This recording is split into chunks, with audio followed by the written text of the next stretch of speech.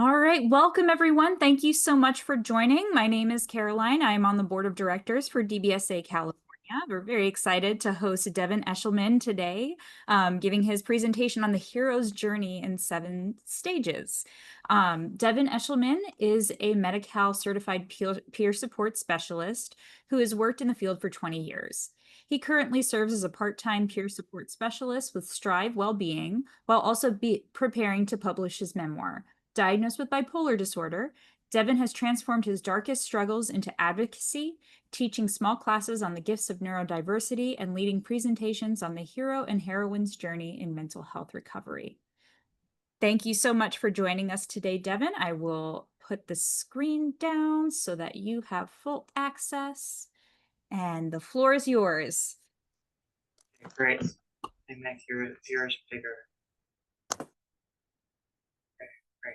There's a lot of people. My name is Devin, and tonight I'm going to be sharing with you something that made such an incredible impression on my heart. It changed my life. I mean, I've been through a lot.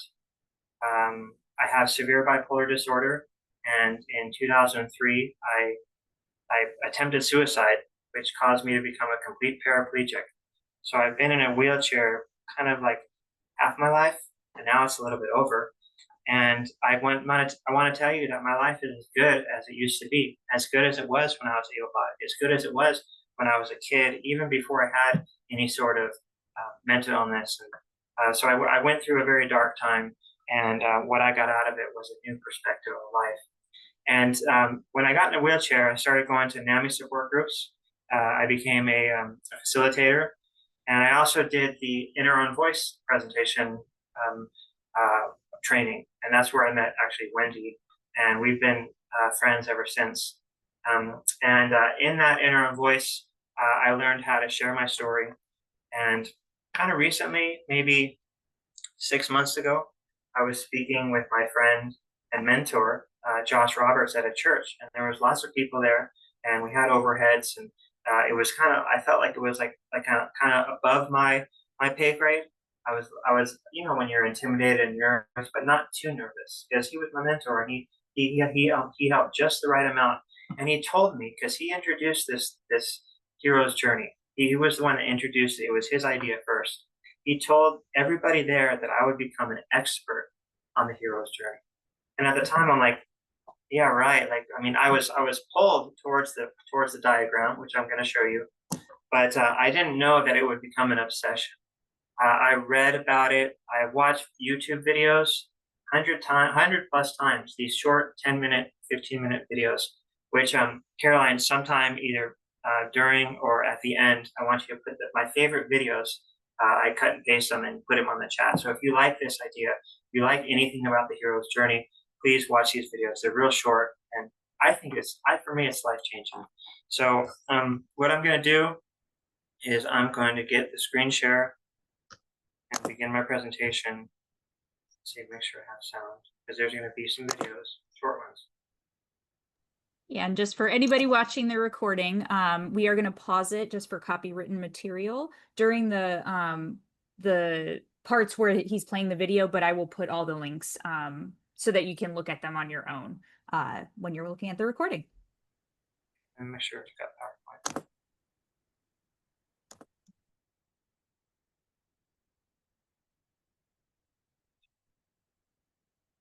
Can everybody see it? Yes, but it's not quite in slideshow mode yet. There you go. You good.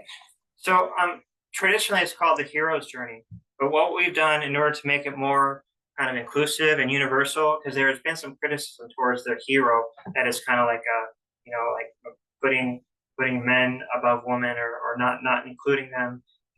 It's the hero and heroine's journey. So you take those two, the hero and heroine, and we're going to go over what a hero is, plus journey, and I'm going to share with you certain aspects of the journey that should be very familiar to you, equals a peer perspective. So the whole goal is to develop a peer perspective, not an identity, not like I'm a hero and I'm better than everybody else, but more of like I see things from a new perspective that causes me to see others more like a hero. And as we see others like that, we see ourselves like that. So this diagram, we created it, Josh and I, and I'm going to go with you into it as we go along. But before we do that, I want to do a quick visualization meditation, and I'm going to lead it. It's going to be real short, but I think it'll be empowering. Okay, this is like a cosmic journey, and I want you to see things that you can recognize, planetary, clouds, sky, cities, books, water. I'll let you discover a little bit for yourself, just for a few moments. And I want you to see yourself as the person on the bottom. So what does that person see? Or what do you see? And if you look at the term myth or mythology, that's what I think of when I see this. Myth means stories, and ology, study of stories, mythology. So remember that there's so many stories in this picture, and you have a story that you're writing as well. Okay, now we're gonna go next.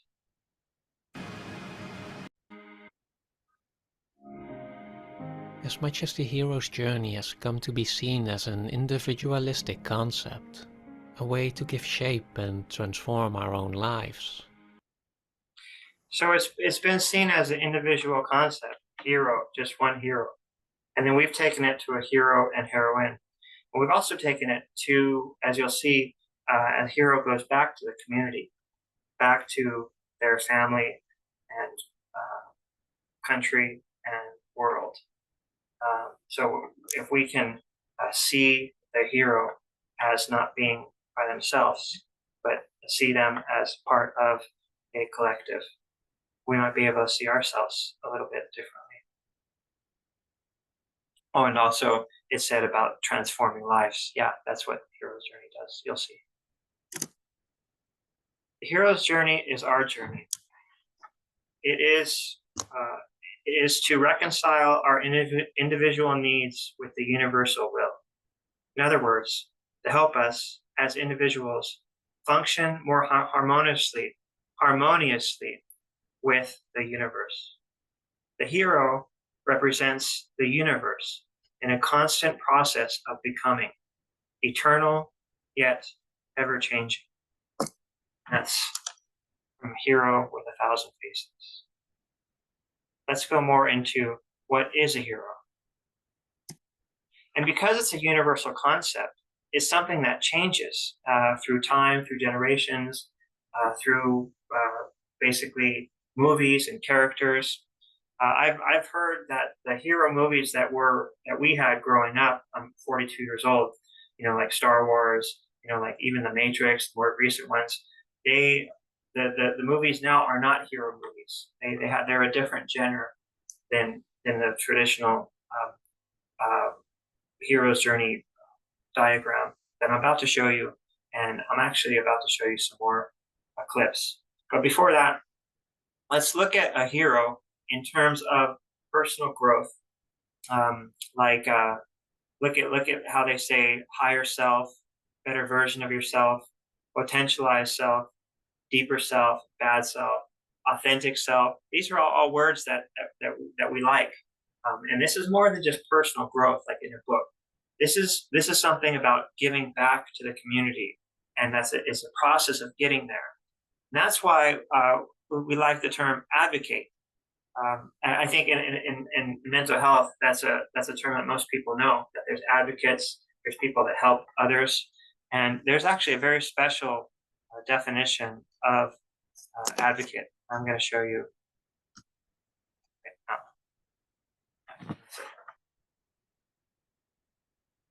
This definition, it joins advocacy with the with the stories. So you can define advocacy as this: to speak or write in favor of, to support, to recommend publicly. So as peers, we are writing and rewriting our stories. We're overcoming challenges and transforming our lives, which helps us do the same or similar for others. So what if today's myth is becoming an advocate? And I just think about it. Could this be your hero self? I have to share more. What is an archetype? An archetype is a recurring symbol, and it's across different stories and cultures and time periods. It's basically part of myth. And there's heroes, villains. These are all archetypes. Fathers, shadow selves, tricksters, lovers. You might as well put in there peers, or if we're going to go to a higher self, advocates. And remember that for us today, we're going on a journey of how we see ourselves. And I like this quote that how you see yourself is actually how you see others, how you see it is a reflection of how you see yourself. So there's a reflection of the inner and the outer. And now we're going to go more into the model of a person in mythology, where this is things that humans haven't had in common ever since the beginning. So there's some things that really don't change. Okay, so you circle.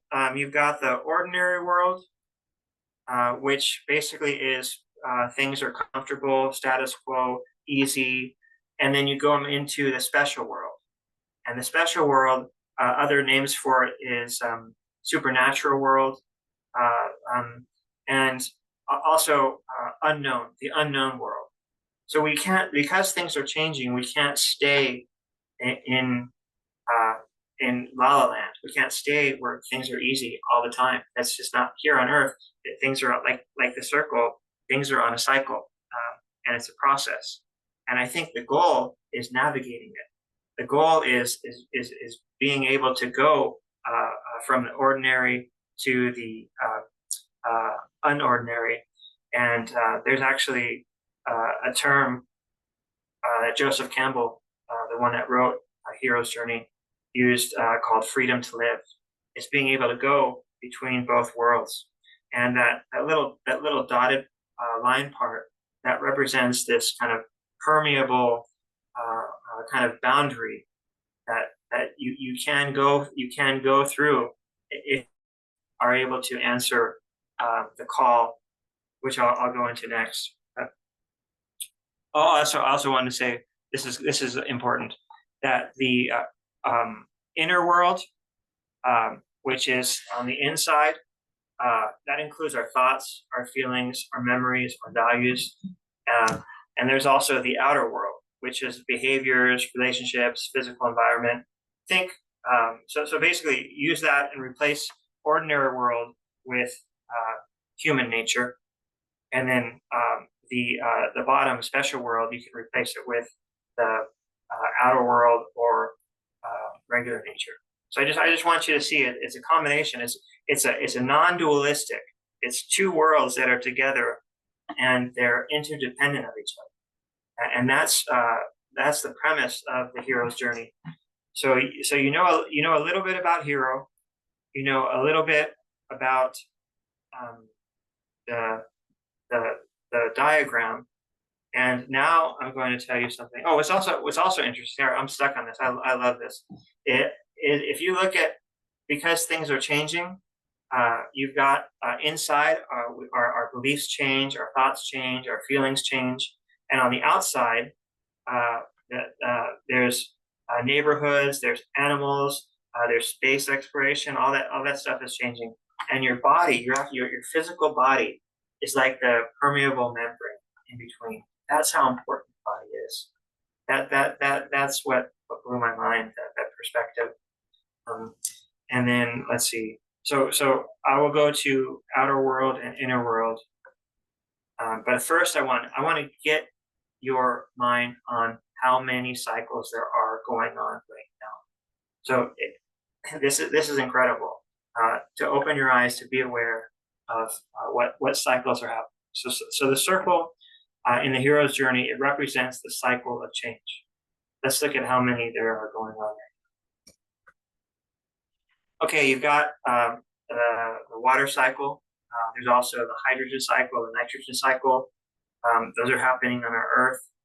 There's the photosynthesis, where the sun's coming and it's going through the chlorophyll and then becoming oxygen, and then we breathe in the oxygen, it becomes carbon dioxide.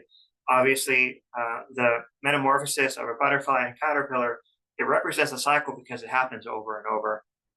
I'll just go into more everyday, everywhere cycles: sleeping, waking, digestive system, eating, digesting, night and day, the sun rises, the sun sets.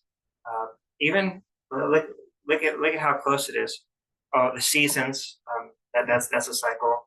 So you can predict. You can basically predict what's going to come next if you know what cycle you're on. And obviously, life is a cycle: birth, life, and death. Oh, I forgot to put down here, because we're doing psychological. The stages of change, where we use in order to create better habits, to kind of help from addiction. That's a real popular psychological practice. And then the one on the bottom right, I developed, where it has the start, and then you have the circle, and then the leaving it, the finish. The interesting part about a circle is that there's in the cycle, there's a beginning, middle, and end. Obviously, that I just mentioned, all those examples. But in a circle, if you're using a circle as a model, you can start anywhere, anytime, and that's important for the hero's journey, as you're going to see next. Okay, let me review that line now. It's not permeable. There's a boundary, and that known world on top, like I said, that's ordinary, comfortable, status quo. We like being there, and we wish we could stay there all the time, but obviously we can't. And we go into this journey, and it's like there's three, like a play, like there's three acts. There's the call to adventure, then there's the initiation, and then there's the return. The acts are also called stages. So let's just call these stages. Call to adventure is a stage, and I'm going to explain that, begin that right now. Yes, the call to adventure that's exciting. Knowing that there's something, whether kind of supernatural or whether else inside, that we want to do, or that we're being pulled to do, that we don't really want to do it, but it's out of our comfort zone. That's that's when you know you're getting the call to adventure. And the thing is, with this universal principle, that we're always getting called. That each person, that there's something that they're either meant to do and they're not doing, or they're flowing in their gift, and it's time to go to the next step. In terms of, for me, the call to adventure is very exciting. It's like the pursuit of happiness. Like you don't know, you don't know exactly what you need or what you want, but you know there's something like purpose. So when you're aware of the call to adventure, it gives you purpose, because you're like, okay, there's something for me to do, and you look for it, you seek it, and when you seek, you'll find. And when you are on the call to adventure, you know that you're on the hero's journey.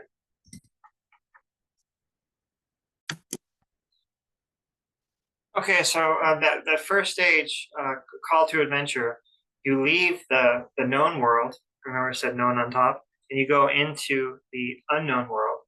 And that stage, actually, it's called departure. Sorry, it's called departure. The stage is called the big stage. It's called departure. And when the hero leaves, there's confirmation. That's when you know you're committed to the journey. And it can be physical. but it is also psychological. And in that everything you want is outside your comfort zone, and what is familiar, you can't stand it anymore. That's like how are we dealing with those things, with relationships, with ourselves, with our families? But it could be spiritual, where or someone else knows that there's potential inside you, and in order to reach that potential, you must open your mind. And what do? Listen to the inner voice, not something or somebody else.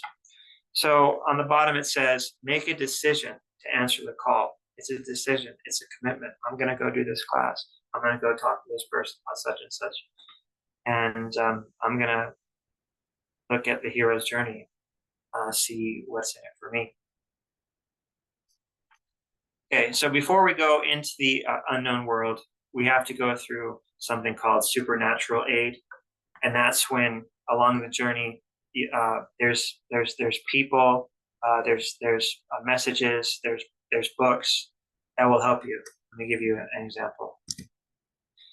Okay, supernatural aid, helping, or it helps you navigate through trials, temptations, and challenges. Obviously, mentor. I put Yoda in there, but if I read somewhere that Obi-Wan Kenobi was more of Luke Skywalker's mentor than Yoda. Yoda was like this, the teacher.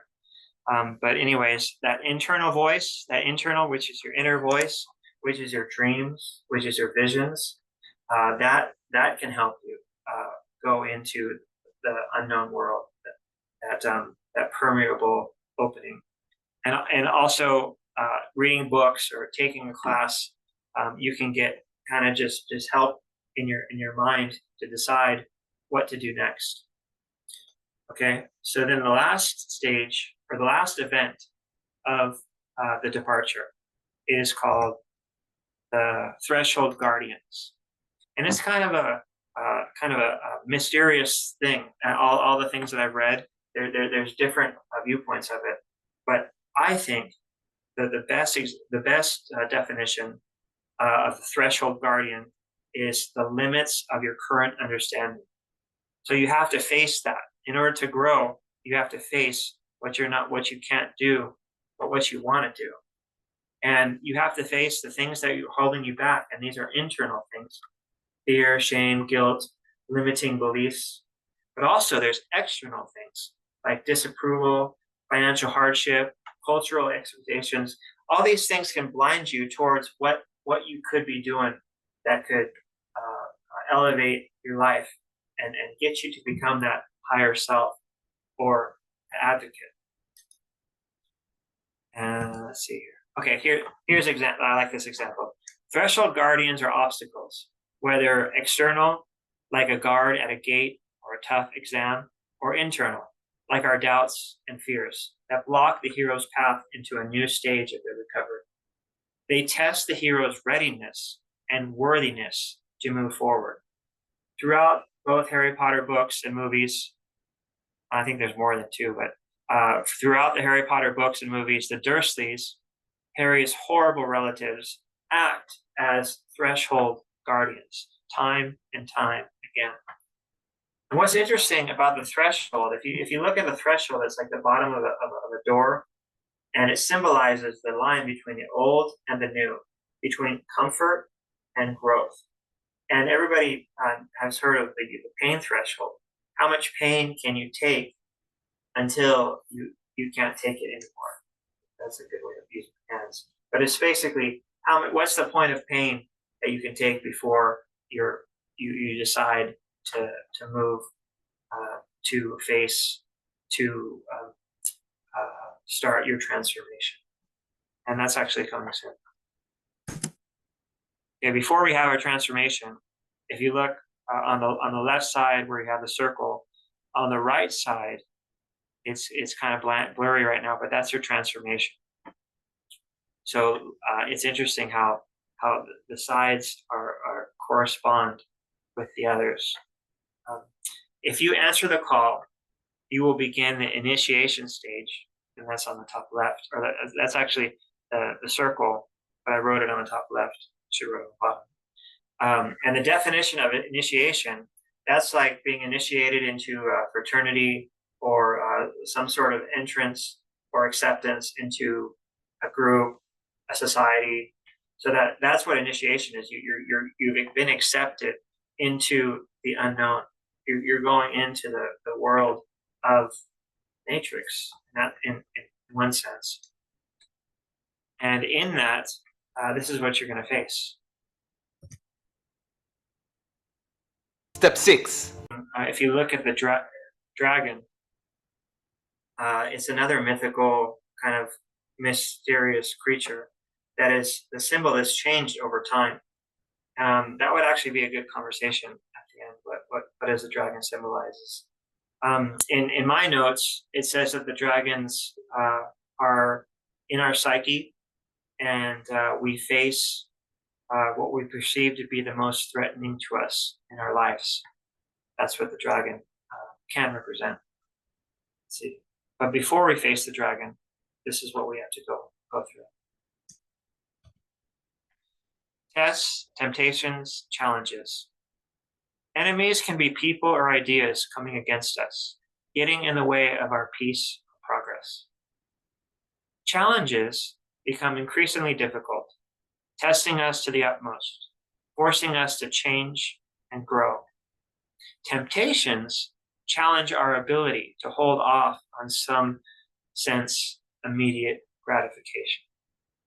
Other enemies might be deceptive philosophies, denial, depression, complacency. Challenges, it's interesting, the scale is so great. The challenges could be life changes, like quitting a job, or it could be trivial things like losing your keys. The important thing to know is that the challenges and the enemies and the temptations are going to come. But because you realize that you're on a journey, you can prepare for this. And you know that they're developing you, that they're moving you forward.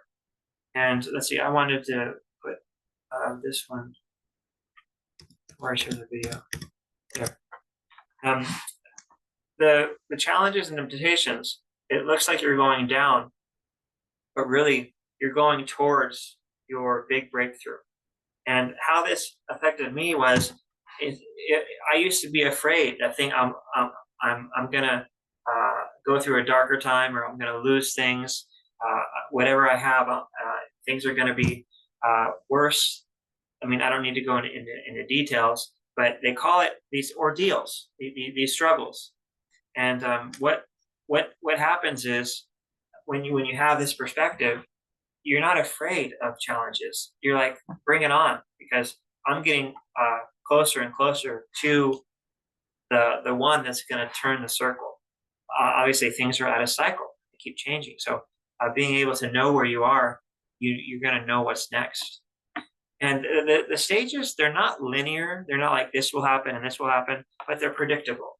So when you know that you're in the initiation stage, you know that some trials are going to come. You don't know how or what's going to be exactly next in terms of like the events. Let's look at the other events of the stage. This one, kind of refreshing, isn't it? When you're going through challenges, but there's going to be help.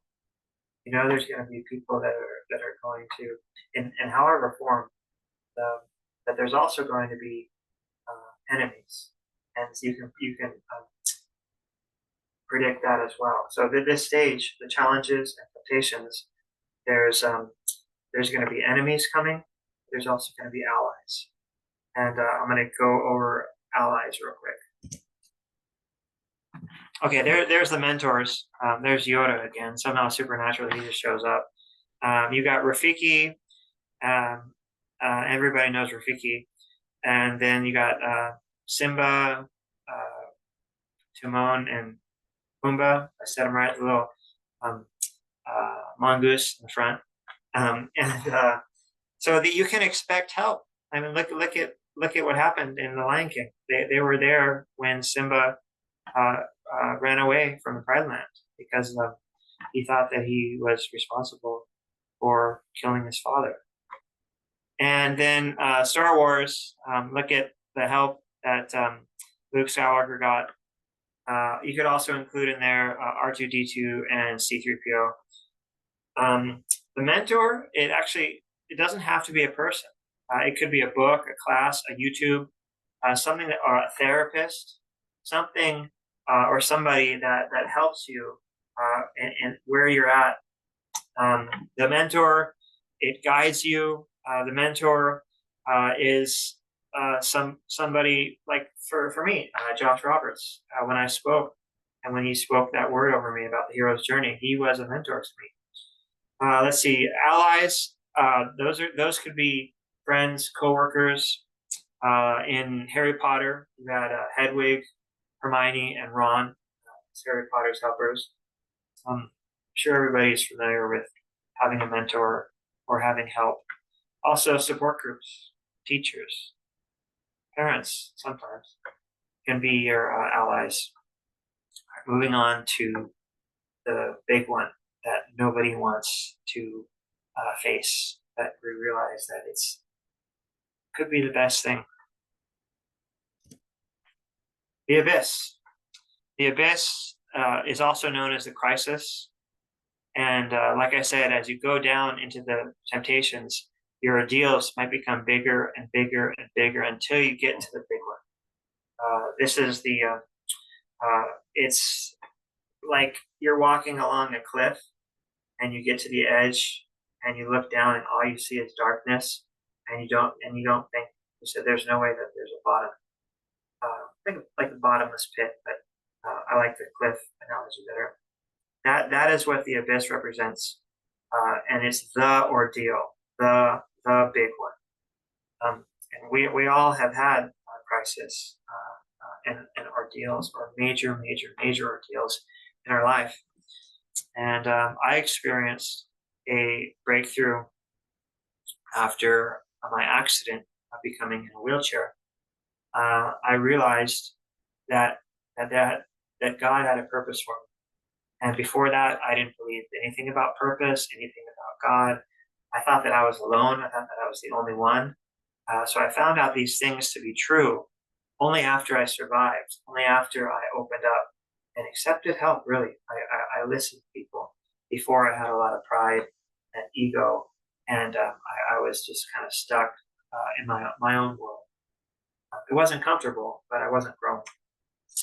So maybe getting into the hero's journey, we have to decide and actually acknowledge that we're on a journey and that things are changing. Okay, let's see here. Okay, let's go back to the ordeal. Think about what it was for you. This is the stage, and this would be a good conversation too. This is the stage that signifies overcoming the darkest, deepest challenge that you have gone through yet.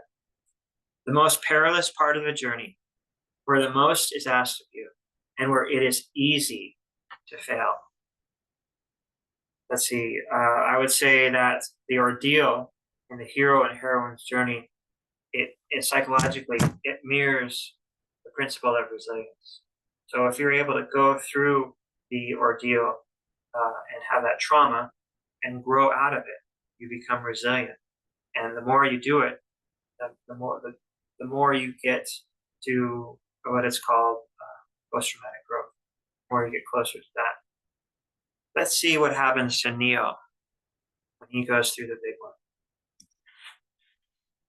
That video was about only Neo, but it showed a lot of other movies, which is good. And basically, the abyss is where something about you. Well, it says in this video that you face the shadow, and the shadow is another archetype. It's something that's we don't want to face about ourselves. And it's interesting how the inner and outer world work. That the outer world will cause us to face something about ourselves that we don't want to. And that's when we do that, when we go through the ordeal, we let go of something in order to become something else. It's like the principle is when something dies, it creates room for something to be born. So that universal principle actually is happening to us when we go through it. And obviously, in the Matrix, when Neo actually dies, something happens, and I'm going to show you real quick, real soon. But this is the revelation that has actually helped me go through it. When you realize that you're in a special world, and that things are changing, and that you're going to come back to the ordinary world, it's like that revelation. It's like it's a pass through. We get to go through it, through the hardest times, but we're not. I'm not. I say we're not as afraid or as intimidated or as anxious. We're more either like we're more kind of in the flow. We're balanced. We're confident. It's like I can take this. I'm ready to go through it. And you realize that once you go through it in that vortex, that you're not going to stay there. That was my problem. I got so depressed that I didn't think that there was a new way out, and only actually there was a way out to take my life. I've actually thought about that a lot, the hero's journey, and with cycles. I know I'm talking to the audience here, but if somebody took their life, what would happen? And what I believe is they wouldn't go to hell; they would go to on another cycle that we don't know, like what it would be like, but like in Christian or in let's see, I don't know the idea of hell. When you have the hero's journey, it doesn't fit. Go on to another cycle, and we don't know what it is, but we know that there is infinity. But for me, I survived, obviously, and I learned that there's a purpose, and I learned that because things are constantly changing, that our situations change, our minds can change. We get a revelation, and we can have a transformation. We could be a totally different person, and that's what Neo got. Neo got a revelation that he was the one. Once he came back after he got shot. Oh, this is good. Psychology today. Those most susceptible to being transformed by epiphanies, or epiphany is more of a psychological word than revelation, but transformed by epiphanies or revelations, have usually been dissatisfied with the nature of their lives. Like the rest of us, they are searching for added meaning to their daily existence. Our lives are odysseys, lifelong quests for some significant purpose and meaning beyond our everyday routines and materialism. That's psychology today. And the next, after you have your this experience, you might get a revelation which will change you. You see something that you've never seen before, either about yourself or about the world. And here's what it causes every time: a transformation. Remember how I said that challenges and temptations are one side and the transformation is on the other? Doesn't it make sense that when we go through difficult times and we get a transformation, it changes things? The transformation is something that happens on the inside, because that's where the revelation comes through your either mind or heart or spirit, and then it goes to the transformation, which changes your inside perspective. It changes how you see something about yourself. After facing the shadow and overcoming the shadow, you see yourself differently. And like I said before, that dying creates room for something to be born or to be reborn. Here's a quote by Dr. Wayne Dyer.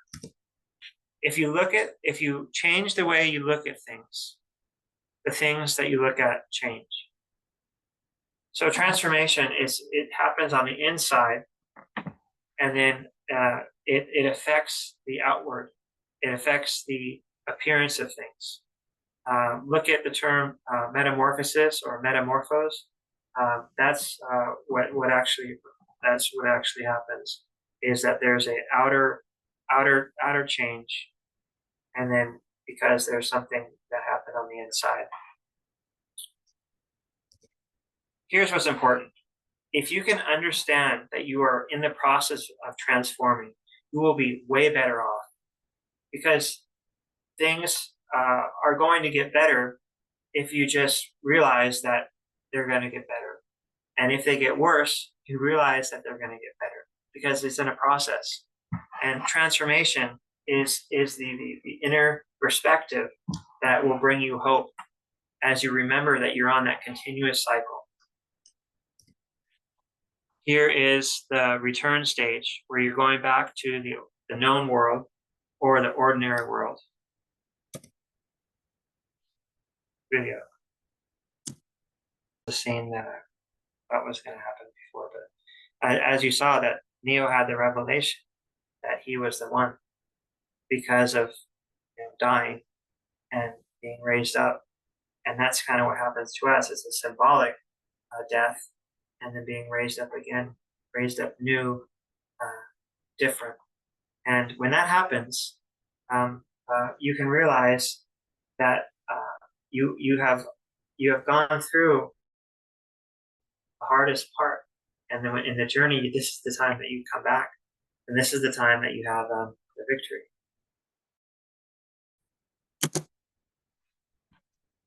Actually, it's called the gift, and the gift is the discovery of your unrealized potential. Okay, so the hero and heroine, they bring back a certain wisdom. After they receive that gift, they have a certain wisdom or special talent to their community. As a changed or transformed person with renewed powers or better perceptions, having a new insight or understanding of a mystery, or else the illusion of their lives is replaced with clarity and truth. And this is another interesting principle, that death has the ability to sharpen the perception of life. Like the meaning of life might sharpen when you almost have a near-death experience like me. Okay, so you cross the threshold, that line, and you come back into the known world, and you've gone through the 3 stages: the departure, the initiation, and now the return. This is the reward for facing your greatest fear, or facing death, or facing your shadow. It gives us hope in troubled times that you're going to make it, that you're going to return. And you can have that hope not just for yourself, but you can, like, I've shared that with other peers, and they're going through something, and I tell them that there's going to be a stage when you come back stronger, you come back with that wisdom. And what it does, it brings hope. And we can share that hope on the road back, or the return, or it's also called the road back.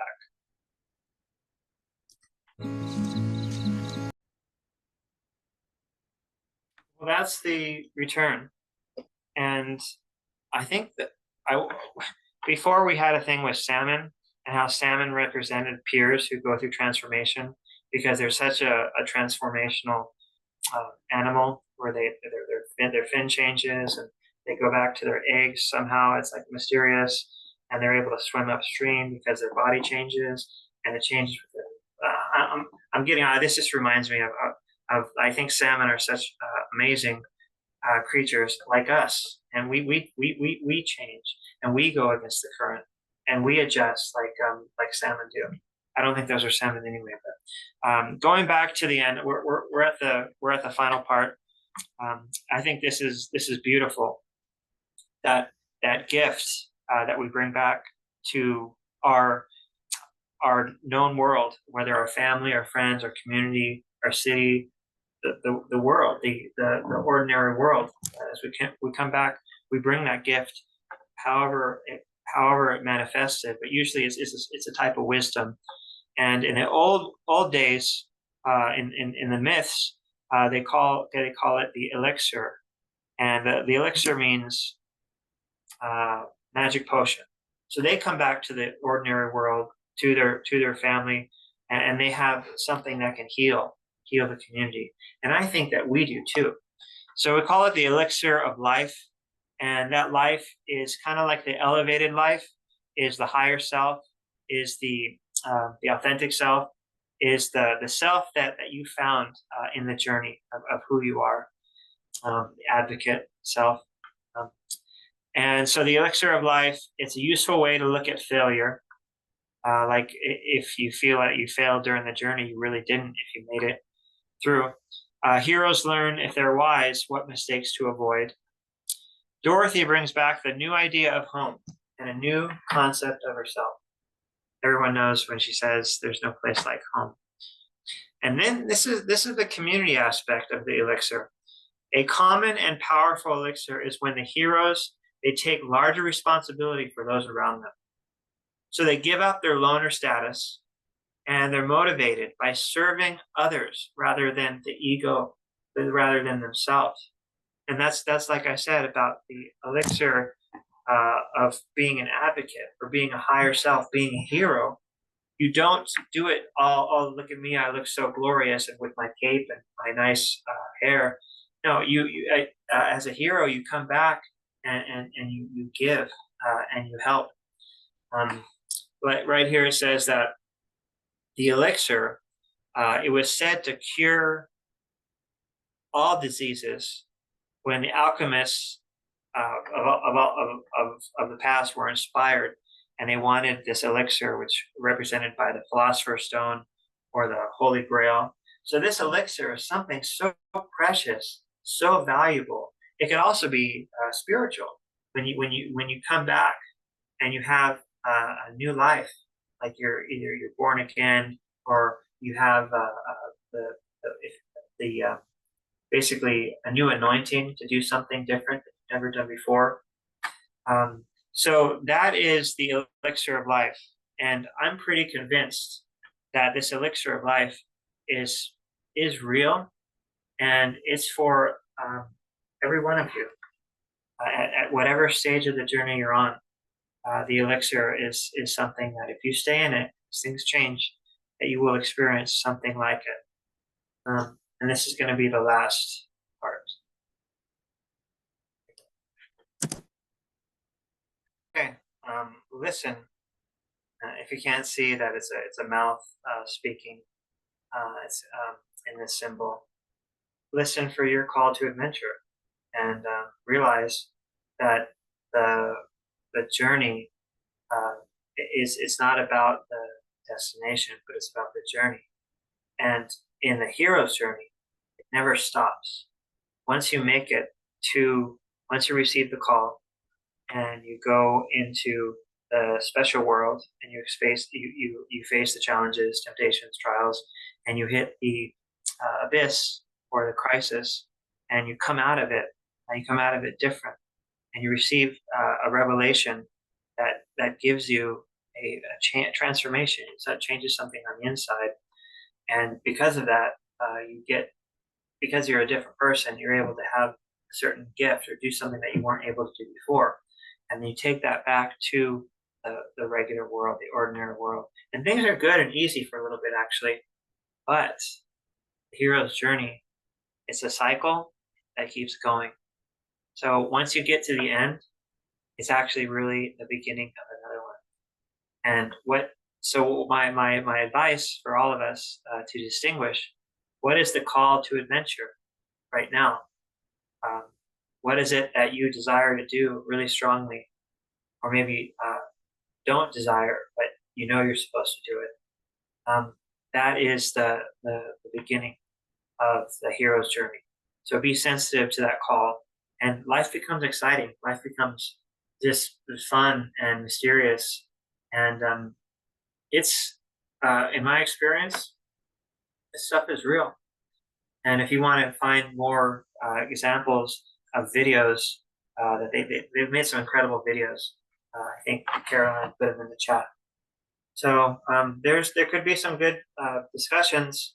If anybody wanted to have questions or say anything about, have you heard of the hero's journey before, or what is going on in your life that you could relate to one of the stages, or if I had a volunteer, I could help you uh, go through each stage. We could do it together. I've done that before. So Caroline, is that what we do next? Yes, absolutely. Yeah, we can open it up for questions. For the purposes of the recording, I do shut the recording off just to protect people's personal information and whatnot. So I can go ahead and stop that if we're ready to take questions and do demos and all that.